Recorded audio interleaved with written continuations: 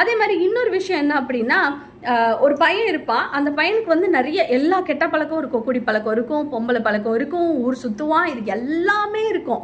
இது எல்லாமே இருந்தும் என்ன பண்ணுவாங்க அப்படின்னா, ஒரு பொண்ணை பார்த்து கல்யாணம் பண்ணி வச்சா அவன் மாறிடுவான் அப்படின்ற ஒரு மென்டாலிட்டி. இது எல்லா இடங்கள்லையும் சொல்கிறது. பக்கத்து வீட்டுக்காரங்க சொல்லுவாங்க, சொந்தக்காரங்க சொல்லுவாங்க, காலகாலத்தில் அவனுக்கு ஒரு கல்யாணத்தை பண்ணி வச்சு அப்படின்னா அவன் திருந்திடுவான், அவன் நல்ல பையன் ஆயிடுவான் அப்படின்னு சொல்லிட்டு சொல்லுவாங்க.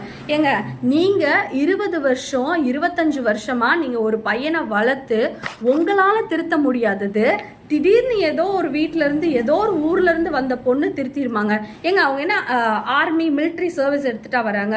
அவங்களும் ஒரு அழகான ஒரு குடும்பத்திலேருந்து ரொம்ப செல்லமாக ஒரு அப்பா அம்மா கூட வளர்ந்து ஒரு வீட்டிலேருந்து இன்னொரு வீட்டுக்கு வரப்போகிற பொண்ணு தானே. ஏன் உங்கள் வீட்டோட ஆதிக்கத்தை அந்த பொண்ணு மேலே நீங்கள் செலுத்துறீங்க?